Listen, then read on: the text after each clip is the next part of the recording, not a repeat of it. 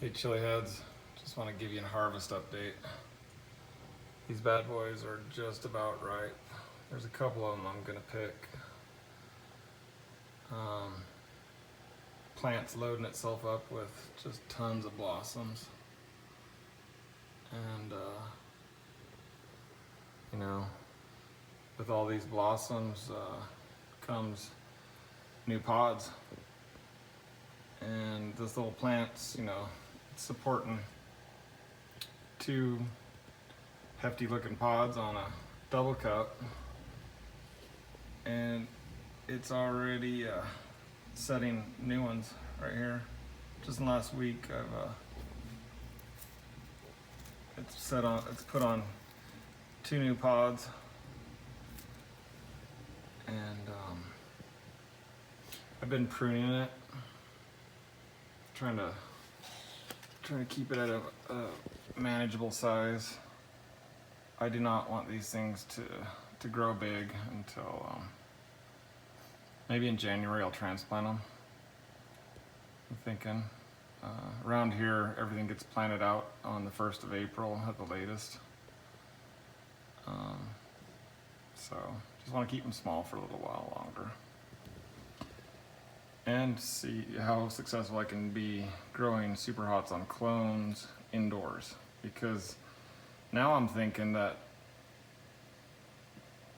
towards the end of the season it'd be nice to snip a few branches off of those varieties that didn't produce a single pod. And you know what I'm talking about. There's certain varieties that just won't set pods no matter how hard you try.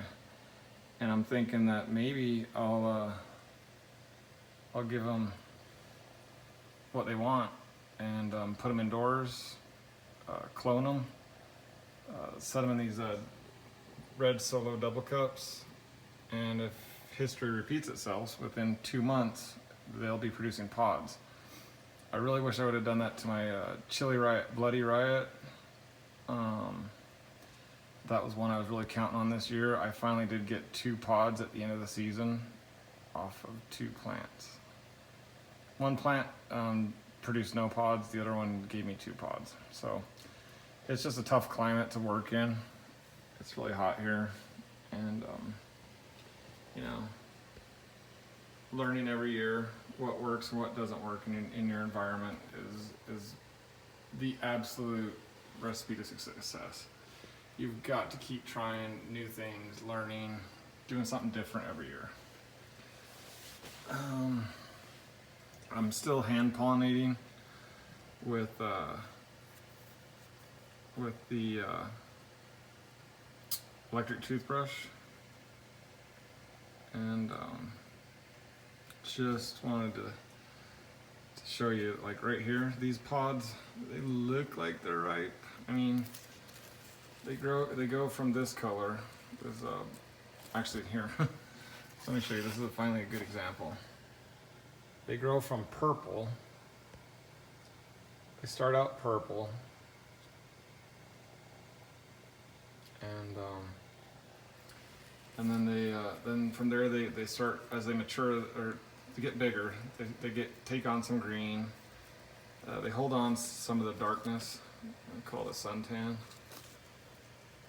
And praying I don't snap this off in the meantime. It's a little bit tough to show you with that leaf in the way. But they get some suntan and they hold on to that. And they're nice and shiny. And then when they start ripening, they start to, they go through that transition. And side by side here, you can tell blood red, very shiny, just a little bit soft, starting to soften up just ever so slightly. It's ripe for the picking. This one here, it's still got some of the color holding on, the sunburn, still holding on to some sunburn. It's on the orange side still. And I'm gonna give this one, heck, probably another week. So, for This one, there you go. Deep blood red. And I'd like to do a taste test for you, but it's just too hot to mess around with. Last time I did that, I paid for it dearly. This one here, again, this one's all shiny, but it's holding on to the sunburn. It's not quite blood red yet. I've got sunburn over, you know, it's got the dark shading on it still over there. So I'm gonna let it go another week also. This one, oh, and they're very firm still too. I'd like to think it's ready, but this is my favorite one. I might actually do a taste test review on this one. I'll probably regret it, but I think you guys deserve that. And then you can see underneath, it's still pretty orange. So till these go final color, blood red, and soften up a little bit like this one, you're not growing to the full potential. I mean, these peppers will, what I've noticed is they get insanely hotter the longer I leave them on the plant. And this one again, this one here is perfect, it's ready. It's got no orange whatsoever, shiny, just soften up a little bit, and the color is perfect. So I gotta get that off there without snapping off, knocking off that fresh pod. You know what? In a case like this, I'm going to grab my trusty scissors that I hold up here.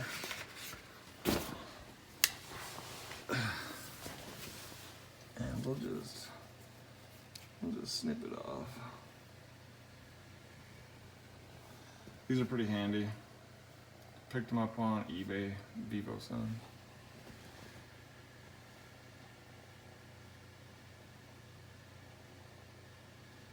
You gotta be careful when you're doing that. And there you go. Oof, this one's gonna be insanely hot. So I'm going to make a batch of pure Deathlah Great Basin seasoning and share it with some friends, maybe do a giveaway.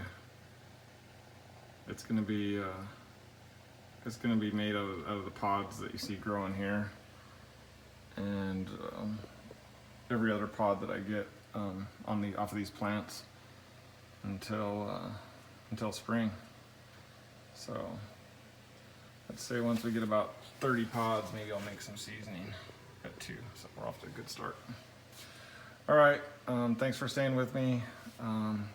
Just gotta tell you guys, Spider Farmer, I did everything the same way last year, except for I didn't have Spider Farmer. I had clones. I had overwintered plants that did produce a few pods, but Spider Farmer's SF1000, it's been the complete game changer for me. I would like to get another one for my tent, but since I'm doing just fine with one, I want to see how far I can push it. And then don't forget, you got the dimmer, the switch, so you can just brighten this bad boy up. And be good to go. All right.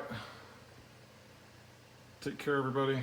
And I will, probably next video will be a live review of this bad boy. So take care.